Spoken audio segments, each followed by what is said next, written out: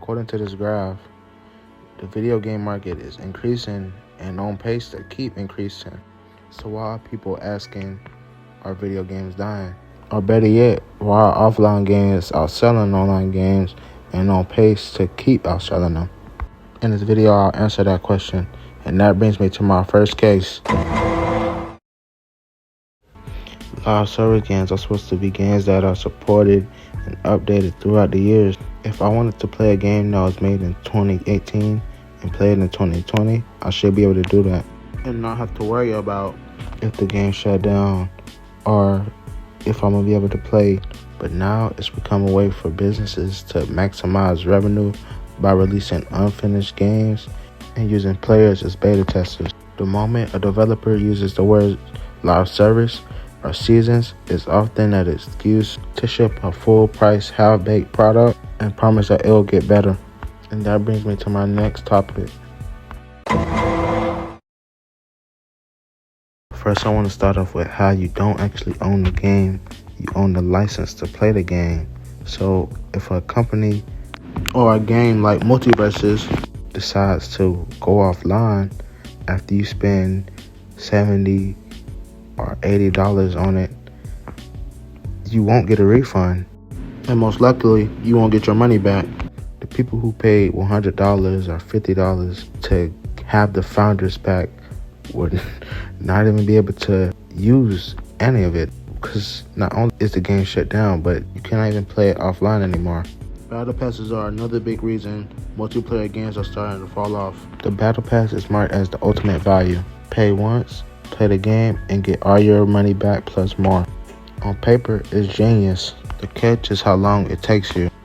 Games are not being focused around how much fun people are having, rather how much money they can get out of their players. Fortnite, a game known for its battle passes, has now seen significant player loss because it's no longer about fun. It's about how much can they get their players to spend and how much more money they could get. This is very recent.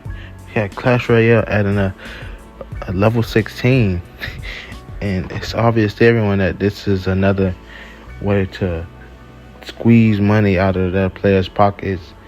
And here's the excuse: a new milestone designed to keep progress meaningful for players who've already maxed their decks and are looking for a quote-unquote new goal while making the early levels more accessible, which is a whole bunch of lies.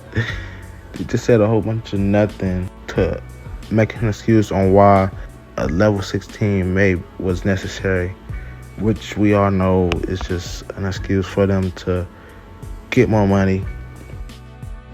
I'm noticing a trend of games disguising as free games just to sell overpriced cosmetics and products just because the game is quote-unquote free. As a player, I shouldn't feel forced or obligated to want to spend my money. Games are now using collaborations as an excuse for new content. Instead of games fixing bugs or fixing glitches in their games, they're just releasing new collaborations and saying, okay, here's the content. And a few weeks later, there's a whole new collaboration, and that is the new content. They're also just releasing old things and labeling it as new. 2K has a history of doing this, taking out something that was loved 1 year, and then 2 years later, and the new 2K adding it and labeling it like it's something that was new. And the thing is that it's working and it's bringing them sales, and so they continue to keep doing the same thing, taking something that was old and labeling it as new. Like the crew was in old 2Ks, and in 2K26 they labeling it like it's something that was new, and they just they just started this idea when really that's not the case. 2K also prioritizes graphics over gameplay, and while graphics are a huge part of making a game, gameplay is equally as important. A game can look great, best amazing looking game you ever played, but if it's non-playable, has all these bugs, and it's very unfinished, who would want to play that?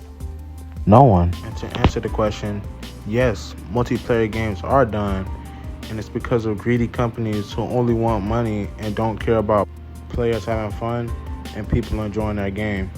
And that's the end of the video. Make sure to like and subscribe and leave a comment on what you think the next video should be.